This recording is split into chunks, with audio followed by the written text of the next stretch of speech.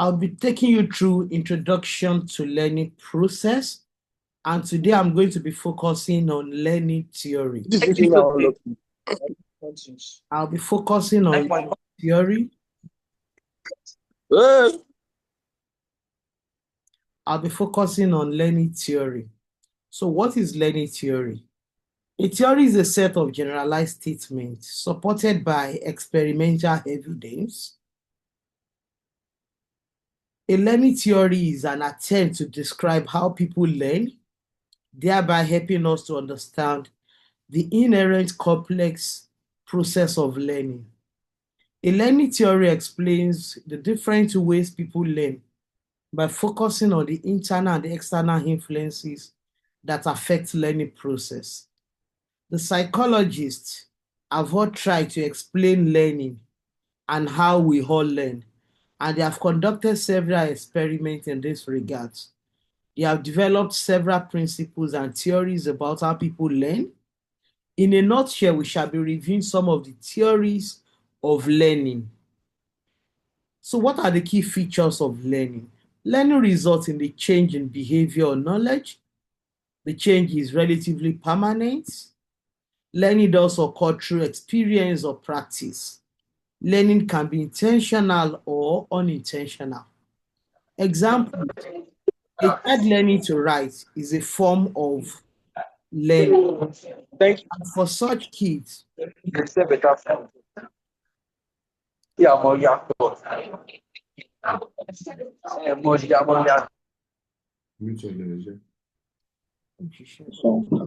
one's coming in.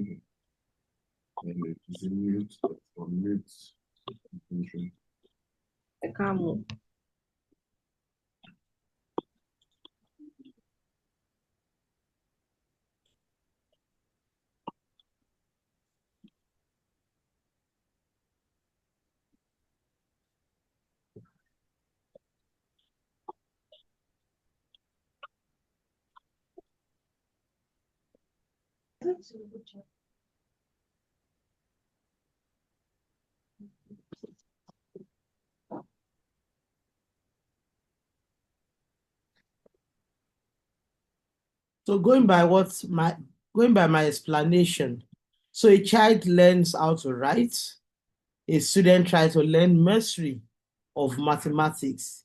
Learning how to drive is also a form of learning. So psychologists, you have 5 major forms of learning theories that we really focus on. The first one is behavioral theories.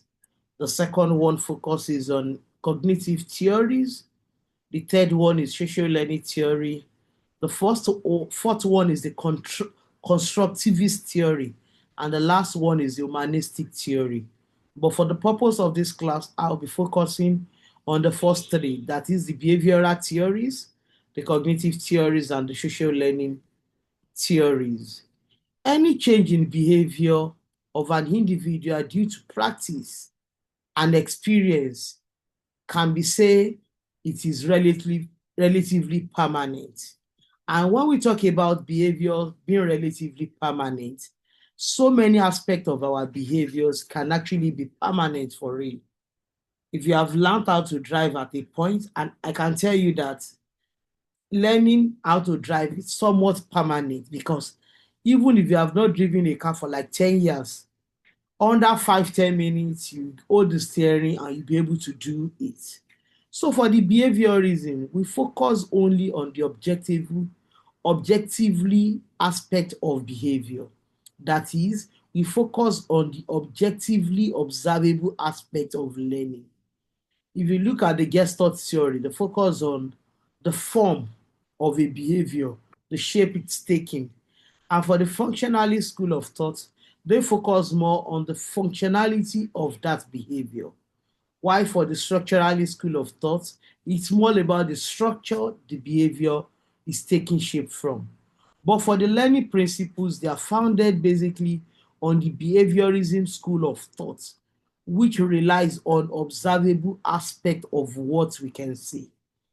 For the behaviorist school of thought, They are not particular about the innate drive, what goes on in your mind. That's not the focus. They focus basically on what they can see. And whatever training they want to do, they are based on what they can see, what people can relate with. So for this reason, we tend to call them the stimulus response theory. Stimulus response theory in the sense that if you are going by the operant conditioning, we are talking about reinforcement here, the consequence of that behavior. And also we have the E.L. Thorndike trial and error theory. For trial and error theory, you see the experimenter trying certain things, and you see that after successive trials by the cat or by the particular thing you are using for your experiment, you see how chances can help people win, can help people perform. Also, we have the B.F. Skinner, we call that one the operant conditioning theory. It's also a stimulus response theory, but it's just like that of the trial and error theory by E.L. Thorndike.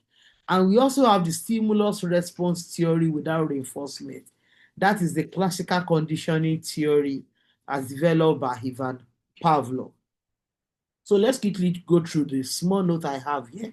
For the stimulus response theory with reinforcement, that is, we are using the likes of E.L. Thorndike and particularly that of B.F. Skinner. For the theory of learning according to E.L. Thorndike, he was the first American psychologist who put forward the trial and error theory of learning.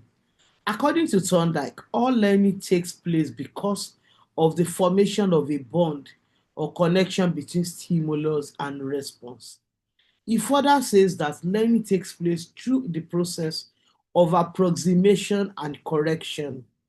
That is, sometimes we commit errors, there are mistakes, but with successive approximation, we try to arrive at which one is the correct aspect of it. A person makes trial, some responses do not satisfy the individual. He continues to make further trials until he gets satisfactory responses. Let me give you an example. I was trying to teach my little boy the multiplication table, particularly the 5 times and the 6 times. Sometimes there will be mistakes. I will tell him to read 5 times 1 or 6 times 1. He might get to 3 instead of telling me 6 times 3, 18. He might say 6 times 3, 28. And in the course of me correcting him, that's what we call the trial and error. He does a mistake, I try to correct him. So for Thorndike, he conducted one experiment on animal to explain the process of learning. His experiment is widely quoted, and we tend to call it the puzzle box. Thorndike put a hungry cat in a puzzle box. The box had one door, which could be opened by manipulating the latch of the door, that is like the lever of the door. The fish was placed outside the door. The cat, being hungry, had the motivation of eating fish outside the box. However, the obstacle was the latch on the door. So the cat made random movements inside the box, indicating trial and error type of behavior by biting the box, scratching the box, walking around, pulling, jumping. And at the end of the day, he was able to come out to get the food. Now, in the course of our movement, the latch was manipulated accidentally, and the cat came out to get the food. So many of us in real life, some things we learned it as a result of error, as a result of trying. Zeus, let me answer that, sir. As a result of some of the things that we have tried, some it may be by mistake, but at the end of the day, we are going to learn one thing or the other. An analysis of the learning behavior of the cat in the box shows that beside trial and error, the principles of goals, motivation, explanation, and reinforcement are involved in the process of learning by trial and error. Don't worry, I'll give you a recorded version of my notes. I'll give you the link after the class, so don't bother to send me requests for recording. I promised last week and I did that. So for the For the trial and error learning, we have loss of learning based on trial and error. And for this loss of learning, we have a number of them. One is law of readiness. How ready are you to achieve certain aspects of it? Sometimes this law refers to the fact that learning takes place only when the learner is ready or prepared to learn. No amount of effort can make the child learn if the child is not ready. And this is common with our teachers. When you have some kids in your class, that child may not be ready for learning at that stage. And you see parents and teachers trying to force that child to learn. You will realize that after so much effort, you may be the one that will be annoyed at the end of the day because this child may not still do what they are supposed to do. So for the law of readiness, they are backed with three main conditions. For a condition unit ready to conduct, it must be satisfying. You have to conduct it so that it's not annoying. And the last one, for a conduction unit not ready to conduct, then you have to conducting it may be annoying. The law of exercise here implies that the person is learning through practice. Some of us, the mastery we have gained over our mathematics today, we got it because we are practicing it over time. You are not just going to pick it a day to exam and say, oh, you don't know it. What effort have you put into learning how to do it? Then the next one is law of effect. This is the most important aspect of the Thorndike's law, which states that when a connection between stimulus and response is accompanied by a satisfying state, then its strength is increased. Like that cat, because the cat mistakenly latch on it, okay, you will see that will now increase the strength, just like us learning a mathematics formula. If after trying it successively, we have now gotten the answer, it's going to be interesting that you will be satisfied, and that's the way we are as human. It says nothing succeeds like success. That is, whenever you are successful in something, you feel satisfied. If you check your result for this course after putting in so much effort, you just realize that, oh, you have done so well. I tell you that you will be happy. You will just be excited with yourself, like, no, I got it. So it's important that a lot of effects take its own toll when we are. Hmm? Understand? What the parties? Can see one nuisance entering my class asking where are the baddies. So behaviorism learning. So this is the example of the box used by Thorndike experiment. And the experimenter placed the food outside the box, and you could see the cat inside the box. That is the latch that the cat stepped on to open the food. And we look at the direction of the cat, you will see the rope here. So for that cat to be able to press this, that means this will open. And once this opens, the cat gets the food. Let's move on to the next one, which is the operant conditioning. For operant conditioning, we often regard this one as one of the key because it's actually built on the Thorndike law of effect. But Skinner introduced a new term into the law of effect, which he called the reinforcement. Behavior that is reinforced tends to be repeated, that is strengthened, whereas behavior that is not reinforced tends to die or to be extinguished, that is weakened.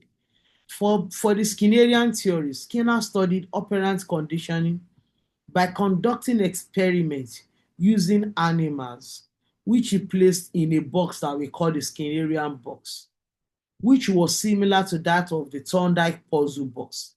But for the operant conditioning, this learning process is a way in which the probability of a response occurring is increased or decreased due to the reinforcement or the punishment that accompanied it. So this is the box used by the Skinner's theory. This is the Skinnerian rat inside the box. This is the meat powder. This is the pellet dispenser. And what happened is that for this theory, what he tried to do was that this is a shock here.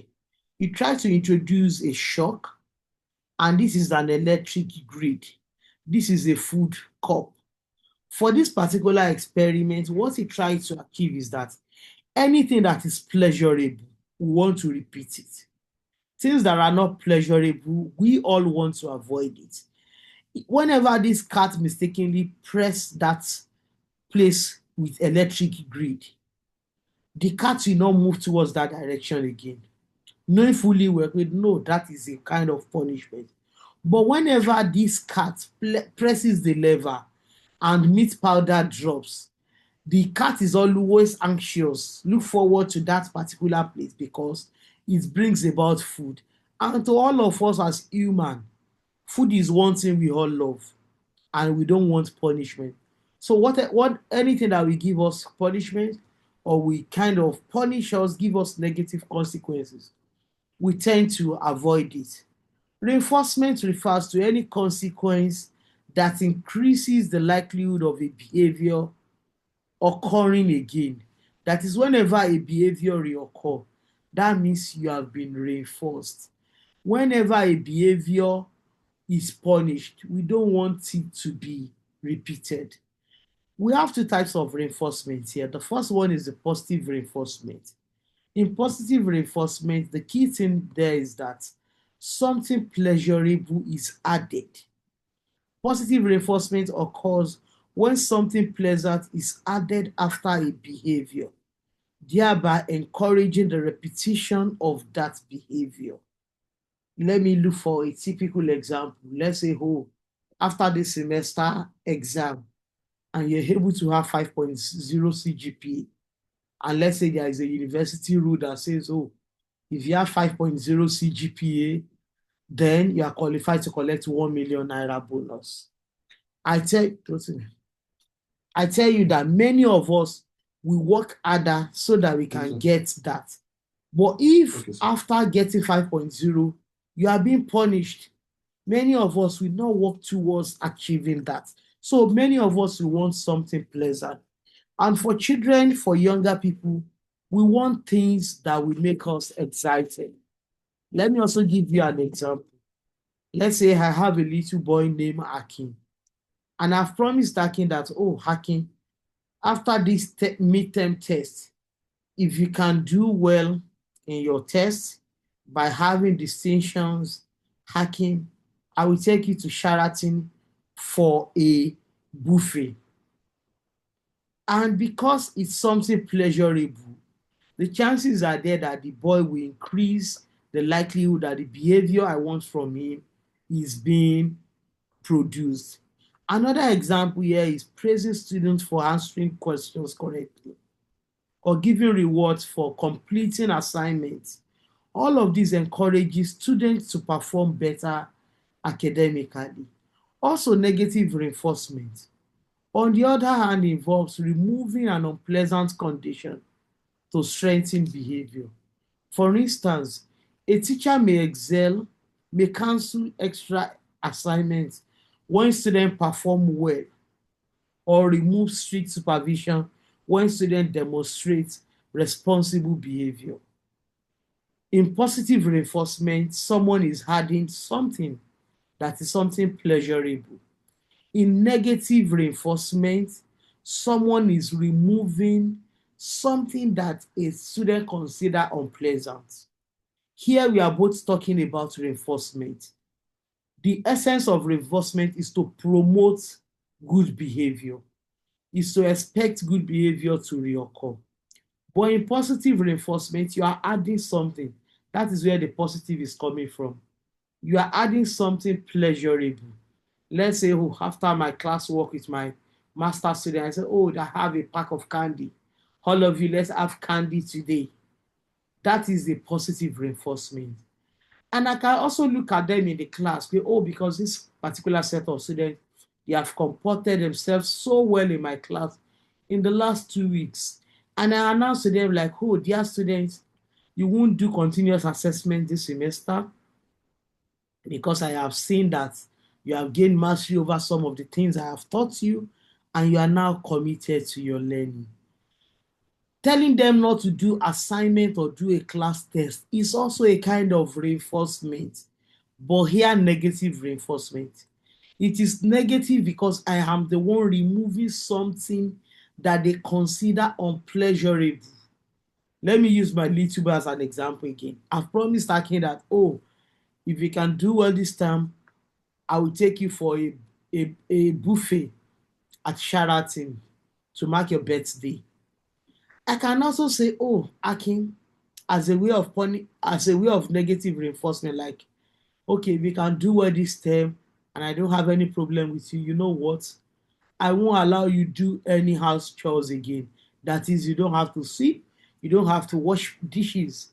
That means at the end of the day, what I have done is also to ensure that Akin is enjoying himself. But now I'm not giving him something. I'm only removing something that he does not like from his way. So that's example. Another example here is canceling extra assignment when students performs well. Another one is removing strict supervision when students behaves well.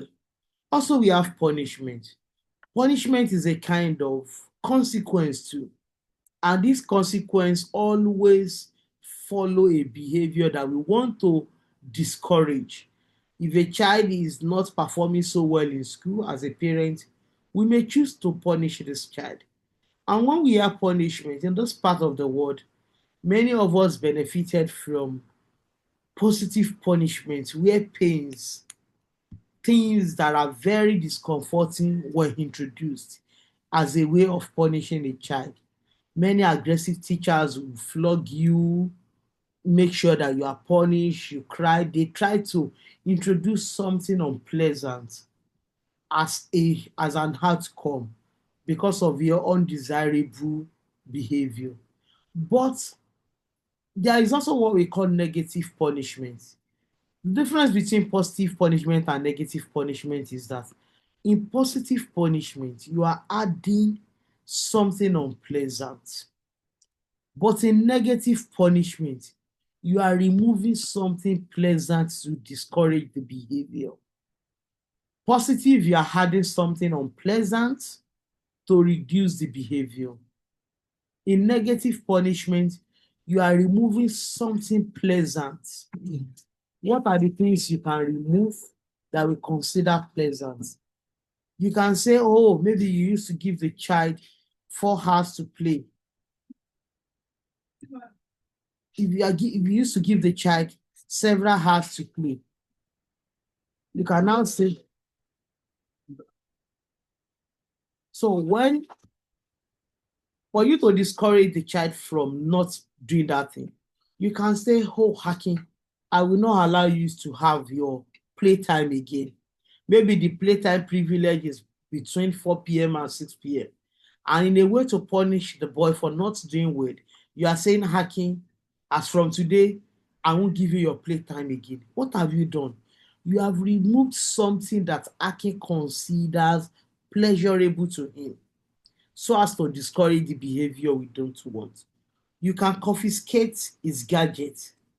You can take some things away from him, some benefits, some privileges. But in positive punishment, you are flogging the child.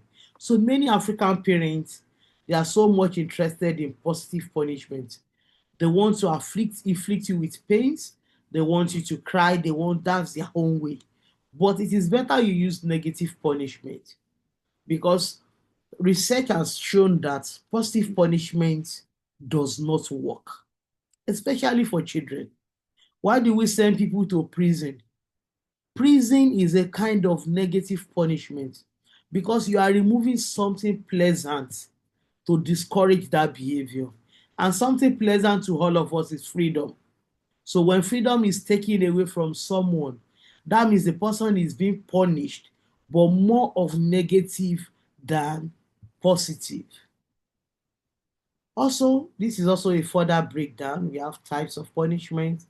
For positive, this involves adding an unpleasant consequence to stop behavior, whereas in negative punishment, this involves removing something pleasant to discourage the behavior. So still on this reinforcement, we also have what we call the reinforcement schedules. Kindly unmute yourself. Let me be sure I'm not the only one in the class. If you can unmute yourself, just say okay, so you can still hear me. That's Well done, ma.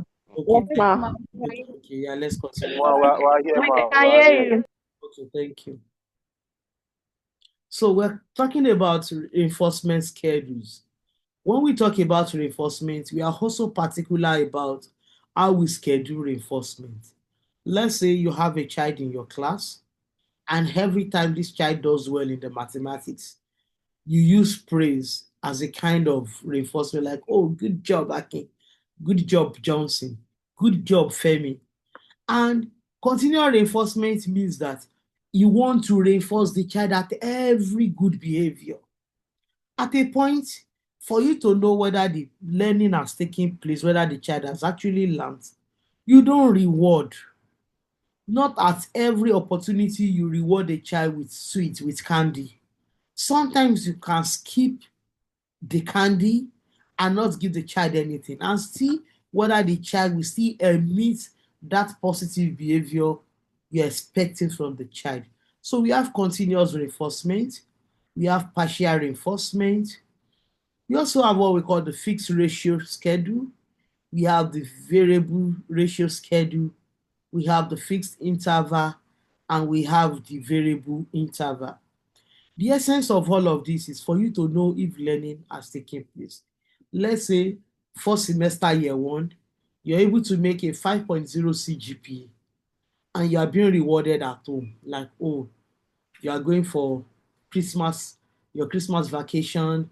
Maybe they are going to sponsor you to a part of the world, or you are going for a summer break. When you do the same, achieve the same 5.0 in year two, going by reinforcement schedule, they don't need to reinforce that behavior. We want to see whether you have learned, you have mastered having 5.0, or you are only having it because of the reward that is attached to it.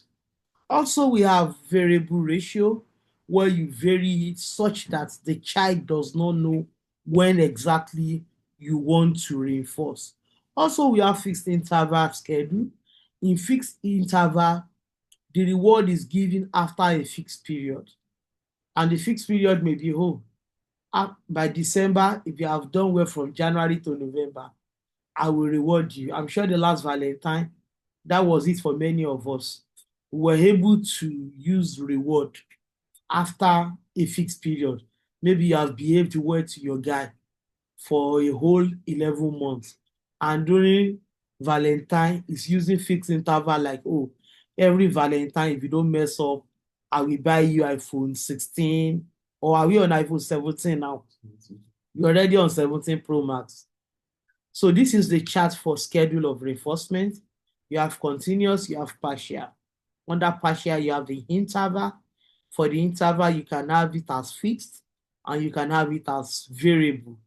Also, we have what we call the ratio. For the ratio, you can also fix it or make it vary. That is, the person that you're administering it to does not even know when it's going to drop. This is an example of the fixed ratio schedule.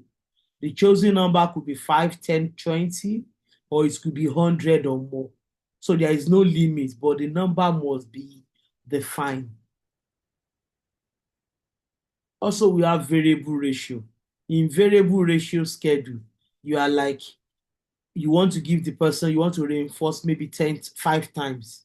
And you are like, okay, I will do 1, 3, 2, 1, 3. So you are doing it in a way that the person that you are reinforcing cannot really predict it. And you can have fixed interval, you can have variable interval schedule.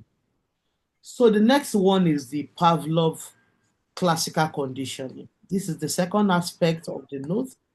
And the first one I talked about is the operant conditioning by the Skinnerian school of thought. That one was founded by B.F. Skinner, and he used that particular cat for the environment, for the experiment. And basically, the experiment focused on a meat powder and a rat, an introduction of a lever, such that when there is a positive response,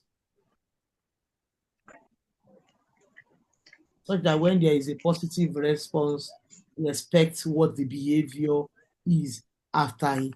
So the other one is the Pavlov classical conditioning experiment.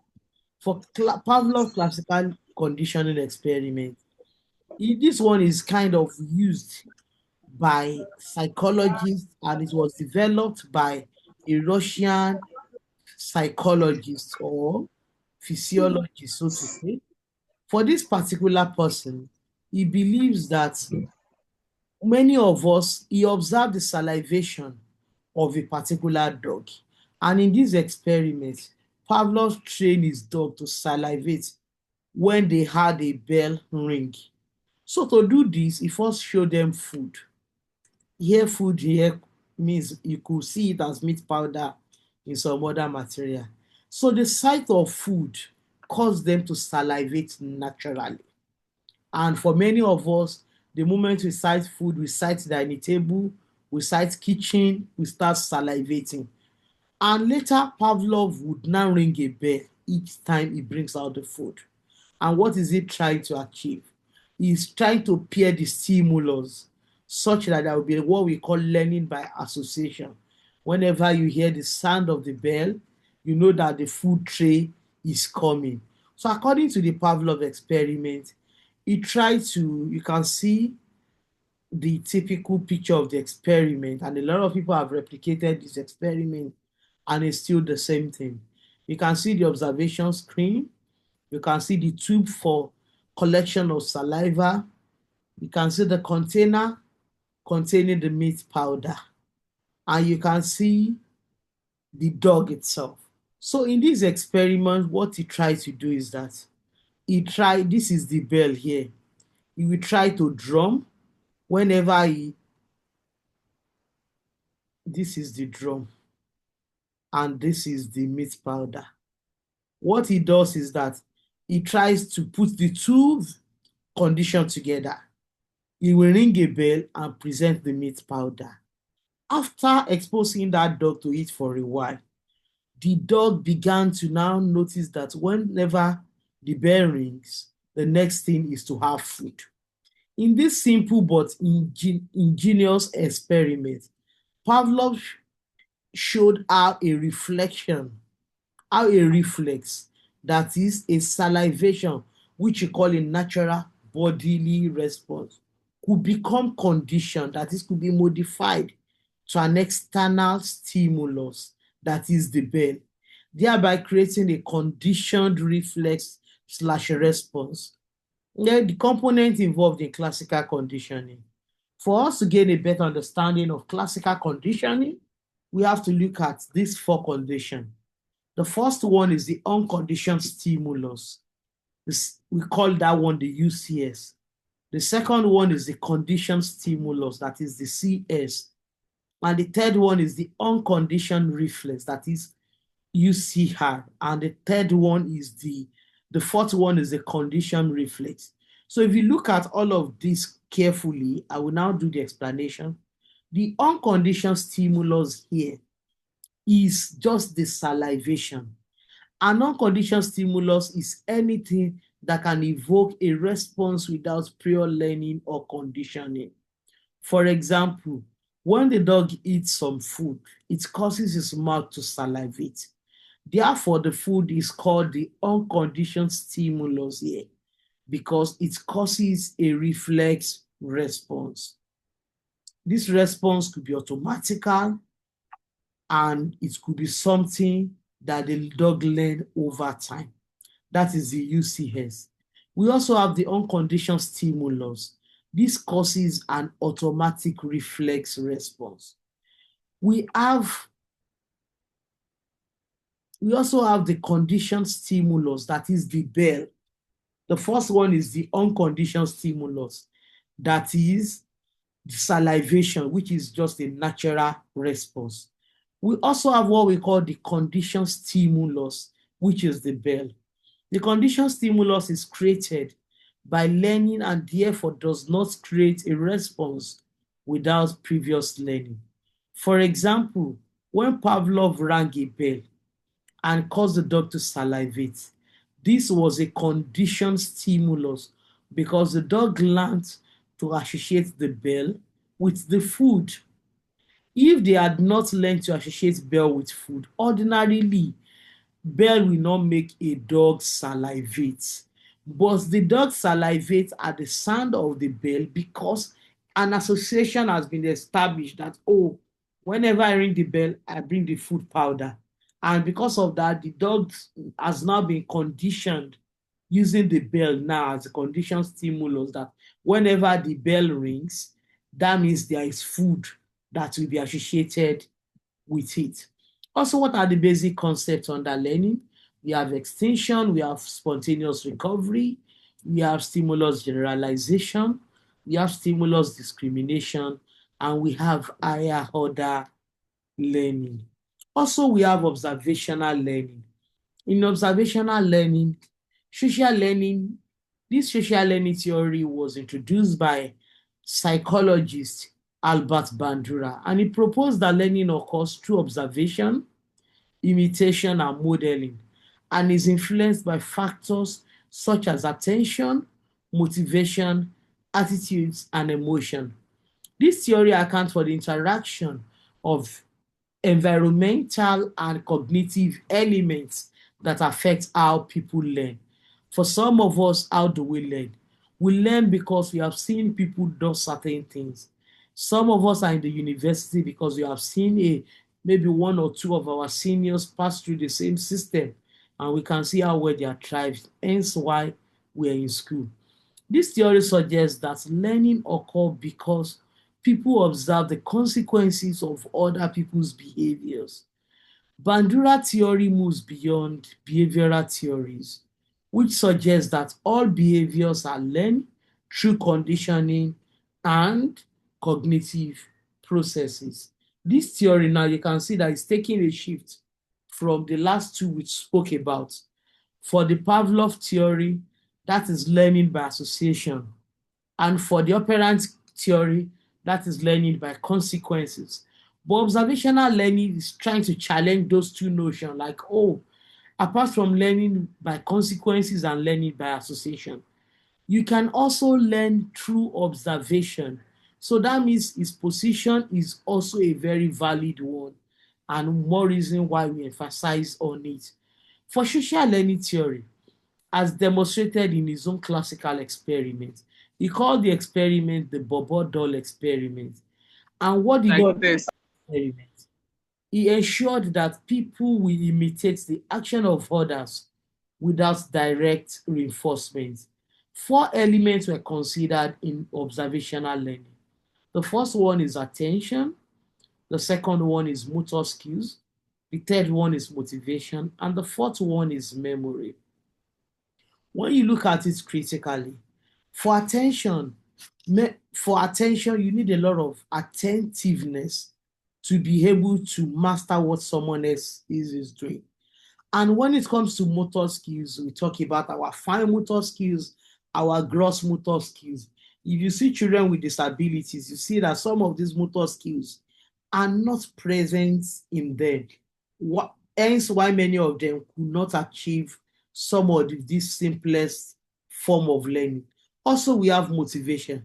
There must be a motive to learning. The motive can now be intrinsic, it can be extrinsic, depending on what is driving what. Also, we talk about memory.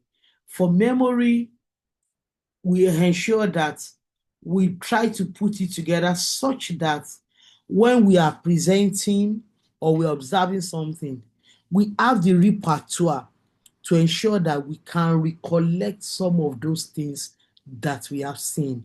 Sometimes we have seen our brother failed from school because they were playing, and some of us are committed to our studies because of that.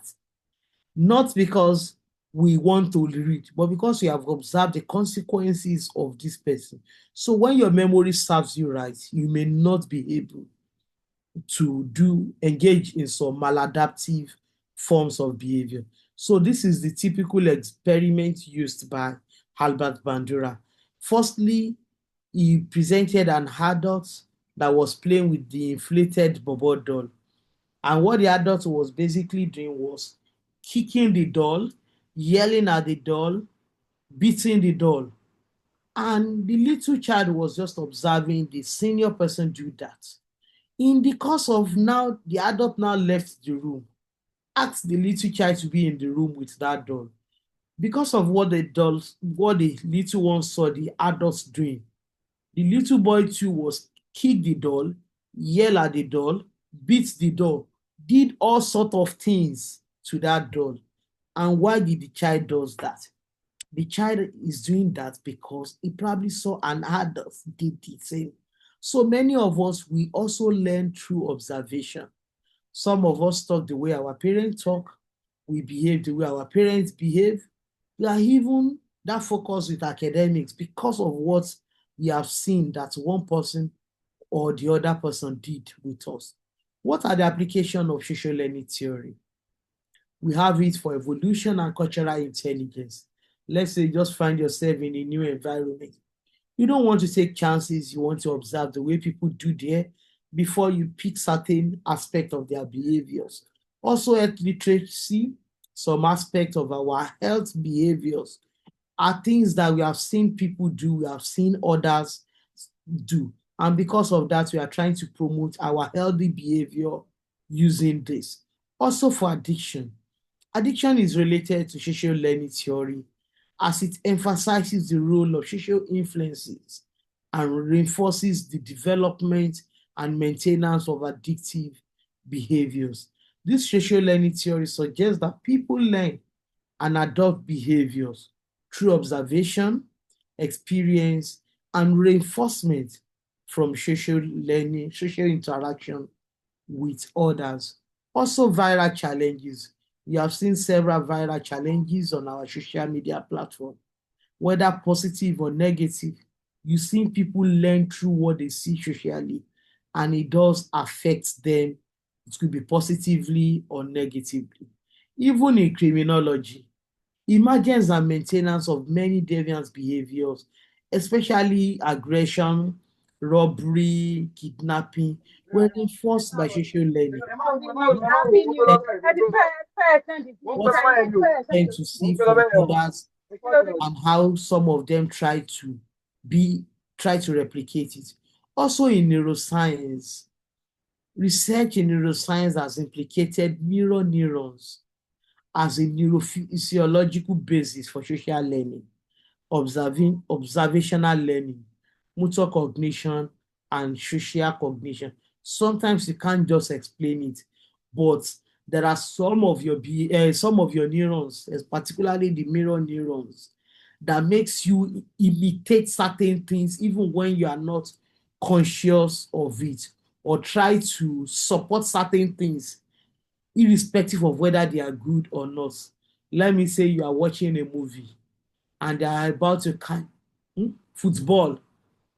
Sometimes you see your mirror neurons moving, you are feeling like you are even playing the ball, even in your living room without leaving where you are, just because of what you are trying to implicate from your mirror neurons. I want to head my notes here. If you have questions, quickly ask me. You can unmute yourself now. Can unmute yourself.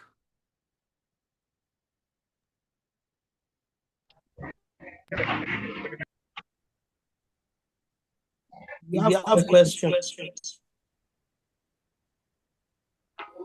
You have questions, please go ahead and ask.